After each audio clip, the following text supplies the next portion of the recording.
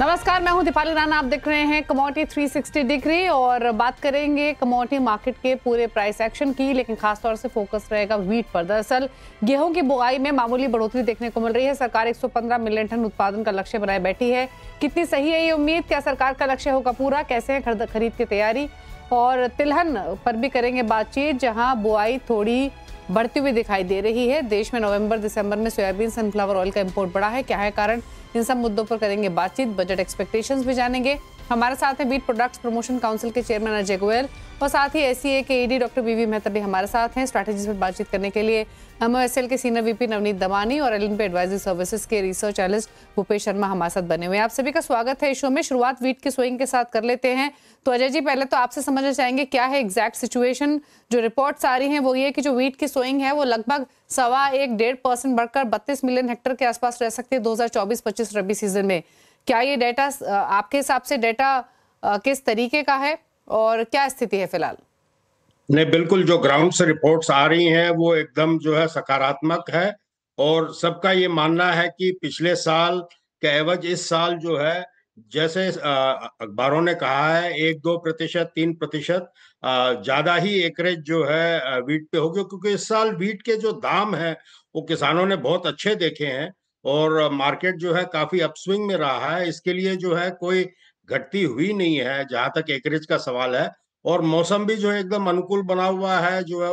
जो कंडीशंस चाहिए wheat crop के लिए इस सीजन में, वो अभी तक जो है बढ़िया है। तो जरूर जो है क्रॉप अच्छी रहेगी। अब ये 115 रहेगी, जो 113 जो सरकार का अनुमान है पिछले साल का, उससे 2-3 मिलियन ऊपर रहेगी जरूर। लेकिन अब वो कितनी रहेगी, नेट आंकड़ा जो है कहना जरूर मुश्किल है। ओके, अच्छा, तो अब तक अगर हम आज की तारीख तक बात करें तो कितने हेक्टेयर में बुआई हो चुकी है? एकरेज अगर हम वैसे देखें तो किस तरीके का दिखाई दे रहा है? नहीं तो न्यूज़पेपर रिपोर्ट्स के हिसाब से और जो करनाल में इंस्टीट्यूट है उनके हिसाब से करीबन 320 मिलियन 320 लाख हेक्टर की बुआई हो चुकी है, जो पिछले साल के 317 लाख हेक्टर से थोड़ा सा ऊपर है।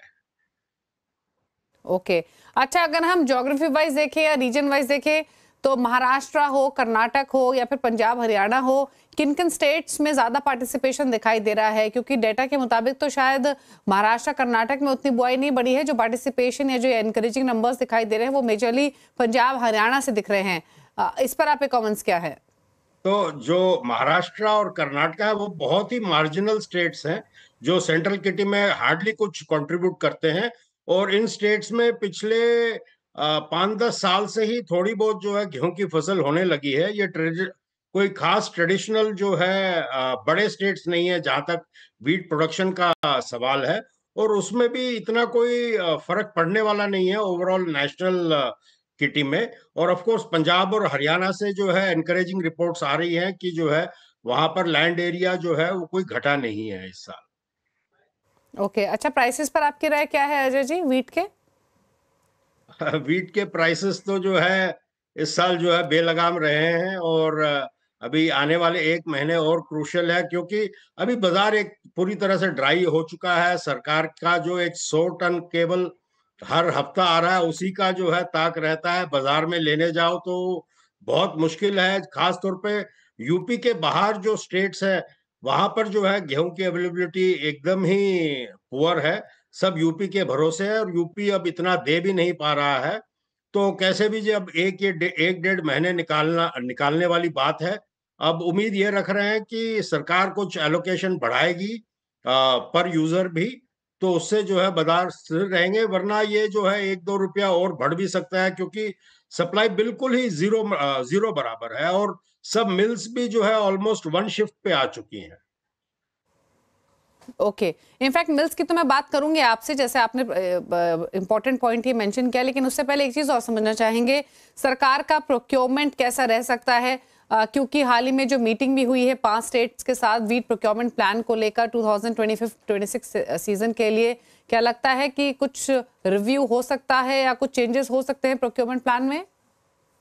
देखिए सरकार कितना भी लक्ष्य रख ले, इस साल 20-21 मिलियन टन सरकार को अपनी किटी में लेके आना मुश्किल रहेगा।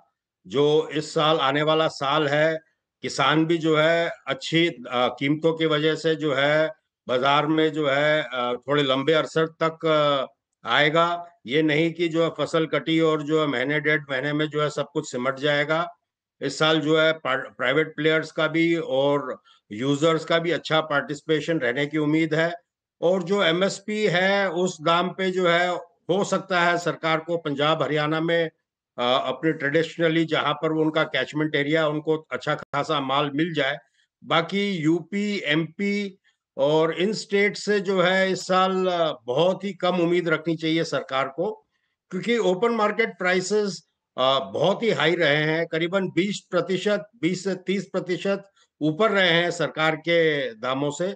और मुझे लगता नहीं है कि जो एमपी और राजस्थान बोनस डिक्लेयर किया है उससे भी कोई ज्यादा सरकार को फायदा होगा। अच्छा, आपने मिल्स की बात की अजय जी, तो फ्लो मिल्स की तो हमने देखी, वो काफी स्ट्रगल करती हुई दिखाई दी क्योंकि वीट प्राइसेस रिकॉर्ड हाइस पर सर्ज हुए। अगर हम वीट स्टॉक्स की अवेलेबिलिटी देखें स्टेट वेयर हाउसेज में, तो वो किस तरीके की फिलहाल दिख रही है? देखिए, सरकार ने जो अपने घोषित प्लान्स हैं, स्कीम्स हैं, उसके तहत जो अनाउंसमेंट किए हुए हैं सरकार केवल वही कर पाएगा। उसके अलावा बफर नॉर्म भी ऊपर चला गया है सरकार का, 7.5 से मेरे ख्याल से 9.5 मिलियन टन है। और जो उनके बाकी पॉवर्टी एलिविएशन स्कीम्स और ओएमएसएस वगैरह मिला के सरकार के पास मुझे लगता है मुश्किल से 1 आधा मिलियन या 1 डेढ़ मिलियन टन और फ्री है, ताकि वो बाजारों में उसे डाल सके।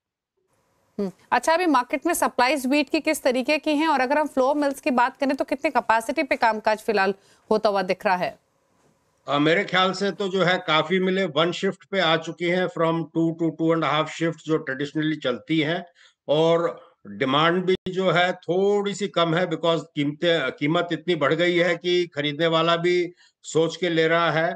एंड सबको डर है कहीं कोई तरह का फॉल ना आ जाए। तो इसके लिए जो है डिमांड थोड़ी सी स्टैटिक है और सप्लाई उससे भी कम है। इसकी वजह से जो है थोड़ी सी क्यू टाइप सिस्टम है, हर यूजर को जो है धीरे धीरे माल मिल रहा है, मिलर को गेहूं धीरे धीरे मिल रहा है, और जो अल्टीमेट मैदा आटा वाला यूजर है उसको भी सप्लाई जो है 2-3 दिन डिले पे मिल रही है। अच्छा, एक एक और क्विकली एक चीज और अजय जी आपसे, एक बड़ा कंसर्न तो ये भी था कि जो लिमिट लोअर की गई वीट स्टॉक की ट्रेडर्स मिलर्स के लिए होल्ड करने के लिए, अब क्योंकि बजट भी नजदीक है, क्या स्टेप्स आपके हिसाब से गवर्नमेंट को उठाने चाहिए इस क्षेत्र में? आप क्या एक्सपेक्ट कर रहे हैं, या क्या आपकी विश लिस्ट है? देखिए, विश लिस्ट तो जो है बहुत सालों से जो है एक रही है कि एक लॉन्ग टर्म पॉलिसी हो। जहां तक ग्रेन्स का सवाल है, खासतौर पे वीट का सवाल है, 100+ मिलियन टन की क्रॉप है। और यहाँ पर जो पॉलिसी है वो day to day, week to week policy रहती है। जब सरकार के पास एक आंकड़ा आ जाता है 10-15 जुलाई जून के आसपास, तब जो है सरकार को अपनी नीति घोषित कर देनी चाहिए कि वो इंपोर्ट के लिए जगह रखेगी, वो कितना माल बाजार में देगी, किस दाम पे देगी। और तो उस हिसाब से बाजार थोड़ा जो है संचालित रूप से चल सकता है। आज की तारीख में every day there is uncertainty in the market. जबकि जो है आज की तारीख में हिंदुस्तान में सबसे महंगा गेहूं है दुनिया भर का। आज 40-45% ड्यूटी भर के भी हो सकता है वीट इंपोर्ट किया जा सकता है और इस दाम पे बिक जाएगा यहाँ पर। लेकिन खतरा यह है कि बाजार घट भी सकता है, इसलिए इंपोर्ट हो नहीं रहा है। लेकिन आप देख लीजिए, इतने ऊंचे दाम जो है कंज्यूमर को देने पड़ रहे हैं इंडिया में वीट के। अगर थोड़ा बहुत जो है इंपोर्ट का सहारा रहे तो मेरे ख्याल से बाजार स्टेबल रह सकते हैं। और जहां तक बजट का सवाल है, सरकार को 30 ट्रिलियन डॉलर की जो इकोनॉमी बनानी है, उसमें एग्रीकल्चर इंजन रहेगा। हर चीज का 60% लोग जो है एग्रीकल्चर में एंगेज्ड है। और खास तौर पे वीट ग्रेन में जो पोस्ट हार्वेस्ट की जो सुविधाएं हैं वो यहाँ पर नहीं है। आज भी हम बैग्स में पैक करते हैं और ट्रक में लोड, फिजिकली लोड अनलोड करते हैं। आप देख लीजिए, 60-70 मिलियन टन गेहूं जो है बैग्स में पैक होता होगा, फिजिकली ट्रक्स पे अनलोड लोड होता होगा, वेयर हाउसेस में रखे जाते होंगे। काफी वेस्टेज है इस एंटायर सिस्टम में। तो और दुनिया भर में जो है बल्क हैंडलिंग होती है, साइलोज लगते हैं। तो अगर इस सेक्टर को थोड़ा बहुत प्रोत्साहन दिया जाए तो मेरे ख्याल से निजी क्षेत्र भी जो है इसमें कुछ इन्वेस्टमेंट करेगा और इससे 2-3 प्रतिशत की जो वेस्टेज है वो भी रुकेगी, जो काफी क्रूशियल है मेरे हिसाब से। तो हमारी तो यही विश लिस्ट है। थैंक यू अजय जी, अपने व्यूज रखने के लिए, हर पर्सपेक्टिव से आने के लिए शो पर, शुक्रिया आपका। तो ये तो बात वीट की हुई, लेकिन एक और कमोडिटी जिस पर हम फोकस करेंगे वो है ऑयल सीड्स। एक तरफ जहां पर वीट की स्विंग स्लाइटली बढ़ते हुए दिखाई दे रही है, वहीं ऑयल सीड्स की स्विंग में थोड़े डिक्लाइनिंग ट्रेंड्स देखने को मिले हैं। और फिलहाल के जो नंबर्स हैं वो 96.82 लाख हेक्टेयर के हैं जहां पर स्विंग हुई है। पिछले साल इसी समय जो ये आंकड़ा था ये 101-102 लाख हेक्टेयर के आसपास का था। पीवी मेहता हमारे साथ मौजूद है इस पर बातचीत करने के लिए। मेहता साहब, किस तरीके के स्विंग नंबर्स फिलहाल दिखाई दे रहे हैं ऑयल सीड्स के? तो जैसा आपने बताया, लास्ट ईयर से स्विंग कम है, कम से 5 लाख हेक्टेयर कम है। और जो कटौती आई है सारी वो रैप मस्टर्ड के एरिया में आई है और ज्यादातर मस्टर्ड का एरिया वीट में गया है। हो सकता है किसान को ऐसा लगे वीट में ज्यादा मुनाफा है, जो भी है इसके लिए एरिया शिफ्ट हुए, वो हकीकत है। पहले लग रहा था कि वीट शिफ्ट नहीं होगा, पर जब ये फाइनल फिगर जो गवर्नमेंट ने रिलीज किया है 10 तारीख का, वो दिख रहा है कि 5 लाख हेक्टेयर मस्टर्ड का एरिया दूसरे पे चले गए, खासतौर पे वीट पे चला गया है। तो मिस्टर मेहता, जो ये फार्मर्स का इंटरेस्ट ऑयल सीड्स की बजाय दूसरी कमोडिटीज में ज्यादा रहा है, आपने जैसे कहा वीट की तरफ रहा है, क्या इसके पीछे एमएसपी सबसे इंपॉर्टेंट रीजन है? क्योंकि ऑयल सीड क्रॉप जैसे मस्टर्ड है, सोयाबीन है, वो एमएसपी के नीचे बिकी हैं, यही इंपॉर्टेंट रीजन है और भी फैक्टर्स हैं? नहीं, देखिए, मस्टर्ड के एमएसपी से ऊपर ही रहा है, वो कोई प्रॉब्लम नहीं होना चाहिए। मगर एक चीज जरूर है, किसान भी देखता है कि कहाँ 2 पैसा ज्यादा मिलता है। अगर उसको लगे कि वीट में ये साल अच्छे पैसे मिलने लायक है और वीट के भाव अच्छे हैं, तो नेचुरली थोड़ा टेम्पटेशन होता है शिफ्टिंग का। या तो उसके पास 10 बीघा है तो 5 बीघा में वो गेहूं डाल देते हैं और 5 बीघा में औषधि डालते हैं। तो मार्जिनल वेरिएशन होता है, पर ये जो 5 लाख है काफी ज्यादा कटौती हुई है एरिया में। 1-2 लाख हेक्टेयर हम समझ सकते हैं कि 100 लाख में 1-2% तो वेरिएशन होता है। अभी जैसे 5 लाख हेक्टेयर का देखा रहा है, थोड़ा हमारे लिए चिंता का विषय कि आज हम चाहते हैं कि मस्टर्ड उत्पादन बढ़े, के लास्ट ईयर का जो 115-16 लाख था, या हम उम्मीद करते थे कि इस साल वेदर भी अच्छा है। जैसे गेहूं में भी अजय गोयल जी साहब बोल रहे थे कि वेदर काफी अच्छा है, सेम मस्टर्ड में वेदर अच्छा है। तो हम भी उम्मीद कर रहे थे कि आज इस साल 125-130 लाख तक हम पहुंच जाएंगे। तो जैसे 5 लाख हेक्टेयर की कटौती और नॉर्मली 1200-1300 किलो पर हेक्टेयर आता है, तो कम से कम स्ट्रेट वे 6-7 लाख टन का उत्पादन कम हो जाएगा। अगर बाकी सब ठीक रहा लास्ट ईयर के कंपेयर में, फिर भी एक रेट डाउन है तो 5-6 लाख टन डाउन हो जाएगा। वो हमारे लिए चिंता का विषय है। जहां तक एमएसपी का कंसर्न है, किसान को सही दाम मिला, डेफिनेटली किसान तो उम्मीद करते हैं कि उससे भी ज्यादा मिले, पर एक रीजनेबल प्राइस पे आपको मिल रहा है। और अगर ज्यादा किसान को भाव देने जाएंगे तो इंडस्ट्री नहीं चलेगी। इंडस्ट्री को भी एक रीजनेबल लेवल पे चाहिए। और दूसरा जो बड़ा प्रॉब्लम इंडस्ट्री के फेस में आ रहा है, आज जो रैपसीड मिल हम कम से 20 से 25 लाख टन एक्सपोर्ट कर रहे थे। 2 साल पहले लास्ट ईयर तक एक पैरिटी थी, $50 की पैरिटी थी compare to the canola variety. पर अभी क्या हो रहा है, we are out price the world market. उसके वजह से हमारा ये रैपसीड मिल जो जितना एक्सपोर्ट होना चाहिए 20-22 लाख नहीं होगा। दूसरा एक सबसे बड़ी चुनौती जो हमारे सामने आई है रैपसीड मिल के कंजम्पशन के लिए, लोकली डीडीजीएस, अजय 3 से 3.5 मिलियन डीडीजीएस पैदा होगा मक्का का, और उसको रिप्लेस कर रहा है इधर राइसबर्ग और rapeseed mill and cattle feed. तो डिमांड, लोकली डिमांड भी कम है, इंटरनेशनल मार्केट भी में इतनी डिमांड नहीं है, तो एक्सपोर्ट भी मार खाएगा और लोकल में भी थोड़ा प्रेशर रहेगा। हमारे रैपसीड मिल है तो राइसबर्ग में वो एक बड़ा इश्यू सामने आप देख रहे हैं। गवर्नमेंट को भी सोचना पड़ेगा कि डीडीजीएस इतना पैदा हो रहा है, और ये तो अभी 3-4 मिलियन की अभी बात है। डाउन द लाइन जैसे गवर्नमेंट का इथेनॉल का प्रोजेक्शन है, हो सकता है कि 6-7 मिलियन टन आपको डीडीजीएस मिलेगा, तभी ऑयल मिल का क्या होगा। इसके लिए जरूरी कि ऑयल मिल का एक्सपोर्ट एक आउटलेट है तो उसको बढ़ावा दे, उसके लिए इंसेंटिव दे। और हमने अपना प्री बजट मेमोरेंडम भी वो लिखा है कि आप 15% तक रोड टैप में उसको बेनिफिट दीजिए ताकि हमारा एक्सपोर्ट चलता रहे। नहीं तो यहाँ आपका रैपसीड मिल का एक्सपोर्ट नहीं होगा, लोकल में भाव इतने गिर जाएंगे और किसान को नुकसान जाएगा। और नुकसान का अल्टीमेटली असर आता है एकरेज पे, सोइंग पे। अगर किसान को 2 पैसा नहीं मिल रहा है मस्टर्ड में, तो अगले साल और किसी और क्रॉप में चला जाएगा। जो आप अभी हम देख रहे हैं कि 5 लाख हेक्टेयर के, अगले साल हो सकता है उससे भी ज्यादा हेक्टेयर कम हो जाए। बिल्कुल। तो हाँ जी सरकार मैडम। को क्या इनिशिएटिव लेने चाहिए, उस पर मिस्टर मेहता ने यहाँ पर राय दी। लेकिन मिस्टर मेहता, एक चीज और, अभी जो इम्पोर्ट नंबर्स आए हैं 13% के आसपास इम्पोर्ट बढ़ता हुआ दिखा है इंडिया का एडिबल ऑयल का। कंट्रीब्यूशन मेजरली किन किन ऑयल्स की तरफ से रहा है? देखिए मेन क्या हुआ, पाम के दाम अगर एक महीने के पहले देखो $1310 था, जो अभी कम $130 निकल गए और कम से कम 1170 के करीब है। उसके वजह से पाम की इंपोर्ट कम हुआ लास्ट 2 महीने में, और उसका रिप्लेसमेंट हुआ सोयाबीन ऑयल और सनफ्लावर ऑयल। पहले क्या था कि 60% पाम था और 40% सॉफ्ट ऑयल था। आज अभी ऐसा हो कि 50-55% सॉफ्ट ऑयल है और पाम कम हुआ है। रीजन ये है कि पाम पहले सबसे सस्ता तेल माना जाता था, अभी सबसे महंगा तेल बन गया है। तो उसके वजह से भी एक मार पड़ा है। पर अभी लास्ट 15-10 दिन में आप देखें तो पाम के काफी दबाव में है पाम, डिस्काउंट करना पड़ेगा। और जैसे हमने देखा कि एक महीने में $130 कम हुआ है। अभी सारे तेल लगभग $1170 के आसपास है, $10-15 ऊपर नीचे है। तो थोड़ा अभी हो सकता है कि सॉफ्ट ऑयल थोड़ा कम हो, फिर से पाम अगले महीने में ज्यादा आए। ओके, चलिए, शुक्रिया मिस्टर मेहता अपनी राय रखने के लिए। बजट एक्सपेक्टेशंस पर भी सरकार क्या इनिशिएटिव ले सकती है और फिलहाल की स्थिति क्या देखने को मिल रही है पूरी एडिबल ऑयल पैक में। Thank you so much. रुकना एक ब्रेक के लिए। नवनीत दमानी, भूपेश शर्मा हमारे साथ बने हुए हैं, उनसे लेंगे स्ट्रैटेजीज। एक ब्रेक के बाद जल्द वापस आते हैं।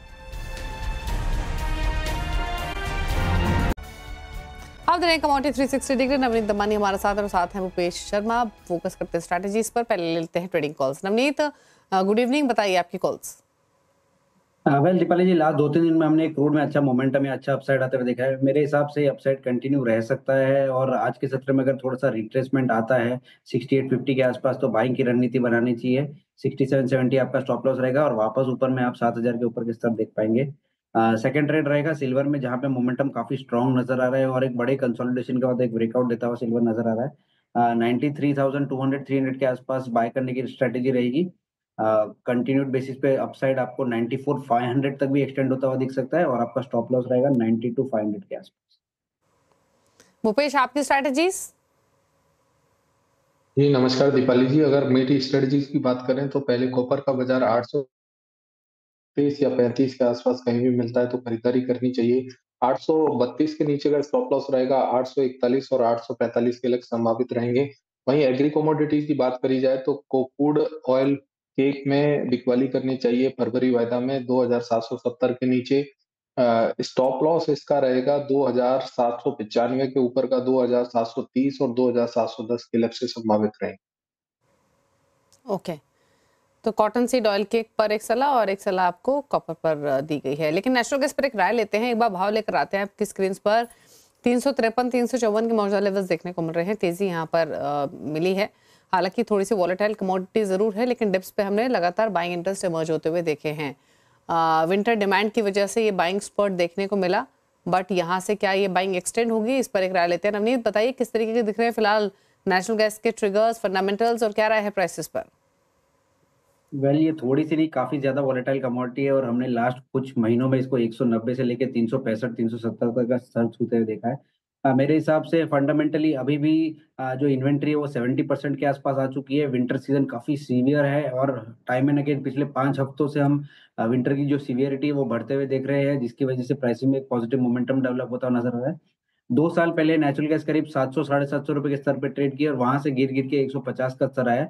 तो ये एक टेक्निकल पैरामीटर भी है, प्लस फंडामेंटल भी बहुत रैपिडली चेंज हुए, जो कि नेचुरल गैस के प्राइसेस को एक मीडियम टर्म में ट्रेंड पॉजिटिव प्रोवाइड कर रहे हैं। मेरे हिसाब से ये रन अप 365-370 तक भी कंटिन्यू हो सकता है, बट यहाँ से एग्रेसिव लॉन्ग करने के लिए रिस्क रिवॉर्ड बहुत फेवरेबल नहीं है। बाय ऑन डिप्स की रणनीति करनी चाहिए। 345-340 के रेंज में आपको मिले तो बाय किया जाए। 328 का आपका स्टॉप लॉस रहेगा। अपसाइड टारगेट 360-365 का रहेगा। जो पार्टिसिपेंट्स वोलेटिलिटी में बहुत कंफर्टेबल नहीं है, उनको नेचुरल गैस जैसा कमोडिटी अवॉइड करना बेहतर रहेगा। ओके, एक बार नजर डालते हैं कच्चे तेल पर। एनर्जी पैक में क्योंकि काफी एक्शन रहा है ओवरऑल, फिर चाहे वो नेचुरल गैस हो या क्रूड ऑयल देखेंगे तो इंटरनेशनल मार्केट्स में $82 के आसपास ट्रेड करा। सुबह हम बातचीत भी कर रहे थे नरेंद्र तनेजा से, उनका मानना था कि हो सके यहाँ से 90 तक भी हो जाए। हालांकि उन लेवल्स पर टिकेगा नहीं, लेकिन एटलीस्ट टिल 20th जब ट्रंप कामकाज संभालेंगे तब तक तो थोड़ी सी वाइब्रेंसी बनी रहेगी या ऊपर नीचे के दायरे देखने को मिल सकते हैं। यूएस में भी जो रिसेंट इन्वेंट्री का डेटा आया वहाँ पे भी डिक्लाइंस देखने को मिले। सप्लाई कंसर्न्स तो एमर्ज हुए हैं ही। रशिया सैंक्शन इम्पैक्ट की वजह से भी प्राइसेस थोड़ा ऊपर गए हैं, लेकिन यहाँ से आउटलुक क्या बन रहा है? भूपेश, पहले तो आप बताइए कैसे देखते हैं आप कच्चे तेल के भाव को? जी, कच्चे तेल की बात करी जाए तो मुझे लगता है कच्चे तेल में एक अच्छा रन अप बीते कल देखा गया था। बाजार में कहीं भी मोमेंटम और ट्रेंड दोनों ही पॉजिटिव बने हुए हैं। वहीं कहीं भी बाजार नीचे में 6,790-80 के आसपास आता है तो बाजार में खरीदारी करनी चाहिए। 6,720 के नीचे का स्टॉप लॉस लगाएं, 6,950 और 7,050 के लक्ष्य संभावित रहें। ओके, आपकी राय क्या है नवनीत कच्चे तेल पर? मेरा भी यही मानना है कि अगले 5-7 दिन नेचुरल गैस के लिए थोड़े क्रूड के प्राइसेस के लिए थोड़े से पॉजिटिव या क्रूशियल रह सकते हैं। और माइंड यू, ये 11 महीने के कंसोलिडेशन के बाद एक ब्रेकआउट आया है, और जब ऐसा ब्रेकआउट आता है क्रूड ऑयल के प्राइस के दामों में, हमें उसमें करीब 8 से 10% की बढ़त देखने मिलती है, जो कि हम फिलहाल 7-8% की बढ़त ऑलरेडी देख चुके हैं। तो मेरे हिसाब से 7,050 और 5200 7200 तक के भी स्तर आपको देखने मिल सकते हैं, और इंटरनेशनल टर्म में कहूँ तो $85 से $86 का भी स्तर देखने मिल सकता है। और ये जो भी मोमेंटम है हम लोग को 5 से 7 दिन में पर्कुलेट होता हुआ नजर आएगा। उसके बाद शायद एक कंसोलिडेशन या ट्रेंड बदलने वाली सिचुएशन डेवलप हो जाएगी as and when President Trump takes oath. Okay, एक बार बेस मेटल्स को और देखते हैं। कॉपर पर हालांकि बातचीत हुई है, लेकिन कॉपर, एल्यूमिनियम, इन दोनों पर नवनीत अपनी राय दीजिए, क्योंकि दोनों में ही काफी स्मार्ट रिकवरी कहीं। कॉपर तो हालांकि उतना हल्का हुआ भी नहीं था, जिंक में थोड़ा प्रेशर हमने जरूर देखा था, लेकिन वापस एक तेजी का मूड बनते हुए दिखाई दे रहा है। 840 के आसपास कॉपर का भाव है, एल्यूमिनियम भी 253 पर है। इन दोनों को कैसे प्ले करना चाहिए मौजूदा लेवल से? 2024 में अगर देखें तो 2024 में करीब 15% की बढ़त जिंक में देखने मिली थी, और कॉपर और एल्यूमिनियम करीब 2 से 3% की बढ़त के साथ क्लोज हुए थे। और इस साल में हमने शुरुआती महीने में ही एक कैचअप रैली देखे, दोनों कॉपर में भी और एल्यूमिनियम में ही करीब 5% की बढ़त हमने कॉपर में ऑलरेडी देख ली है। मेरे हिसाब से पॉजिटिव ट्रेंड इमर्ज होता हुआ नजर आ रहा है। चाइना की तरफ से आंकड़े भी ठीक आ रहे हैं, स्टिमुलस की पॉसिबिलिटी ब्राइट है, और डॉलर इंडेक्स किस दिशा में जा रहा है उसका फर्क मेरे हिसाब से इन दोनों कमोडिटी को फिलहाल के लिए नहीं पड़ रहा है। एंड मार्केट में बहुत स्ट्रॉन्ग बज है कि कहीं ना कहीं सैंक्शंस इन दोनों तीनों कमोडिटीज पे इम्पैक्ट करेंगे, बट कहीं ना कहीं ये जो मोमेंटम है ये काफी स्ट्रॉन्ग नजर आ रहा है। 850 855 तक का स्तर मुझे लगता है कि कॉपर में इमीडिएट टर्म्स पे आ सकता है, यानी 9,450 9,500 एलएमई पे आ सकता है। और साथ ही साथ एल्यूमिनियम में भी एक टेक्निकल ब्रेकआउट और फंडामेंटल फैक्टर्स भी सपोर्टिव है, जो कि एल्यूमिनियम प्राइसेस को 265 270 और इंटरनेशनल टर्म्स में करीब $2,650 तक ले जा सकते हैं। एल्यूमिनियम पर भूपेश, आप कमेंट्स क्या रहेंगे? जी, एल्युमिनियम की बात करें तो एल्युमिनियम के बाजार में मोमेंटम काफी पॉजिटिव बना हुआ है। मुझे लगता है कि अभी मोमेंटम पॉजिटिव बने रहना चाहिए। अप साइड में 255 260 तक के लक्ष्य बहुत आसानी से देखे जा सकते हैं। वहीं अगर कहीं भी गिरावट मिलती है 2 से 3 रुपए की तो खरीदारी कर सकते हैं, जिसका स्टॉप लॉस 248 के नीचे का रहेगा। ओके, बात करते हैं अब स्पाइसेस की, और राय एक ले लेते हैं पूरे ही स्पाइसेस के पैक पर। मेजरली कोरिएंडर पर और कमेंट्स पर दोनों में ही गिरावट देखने को मिल रही है। 3.5% नीचे कोरिएंडर, और जीरा भी देखिए 3.5% नीचे। ये जो इतना ड्रॉप देखने को मिल रहा है, क्या वजह दिख रही है आपको भूपेश, और क्या राय है इन लेवल से? जी, जिस हिसाब से जीरे के स्विंग के डेटा आ रहे हैं, मुझे लगता है कि उस हिसाब से बाजारों में गिरावट पहले प्री-प्रिडिक्टेड थी, और वही बात एनसीडीएक्स के भाव में देखने को मिल रही है। तो लगातार 23,800 से हम आपके चैनल पर बिकवाली की सलाह देते आए हैं। कल भी सलाह दे रहे थे बिकवाली की, अभी भी कहेंगे कि बाजार के भाव काफ़ी ऊपर लगते हैं। जीरे में 22,300 के दाम हैं फरवरी वायदा के। इसमें अभी भी बिकवाली करनी चाहिए। 21,900 21,600 के लक्ष्य संभावित रहेंगे। वहीं अगर कोरिएंडर की बात करें तो कोरिएंडर के बाजार 8,300 ₹82 का दाम चल रहा है। मुझे लगता है कि आज एक फ्रेश ब्रेकडाउन भाव में देखने को मिला है, जो नीचे में 8,200 और 8,100 के भाव बहुत आसानी से देखने को मिलने चाहिए आने वाले समय। ओके, चलिए, तो ये रही स्ट्रैटेजीज आपके लिए। स्पाइसेस के पैक पर एक सेल ऑफ देखने को मिल रहा है कोरिएंडर और कमिन दोनों में ही। चलिए, थैंक यू भूपेश और नवनीत, आप दोनों का ही आने के लिए और स्ट्रैटेजीज शेयर करने के लिए। उसी के साथ एक ब्रेक के उस पर आवाज समाचार। नमस्कार।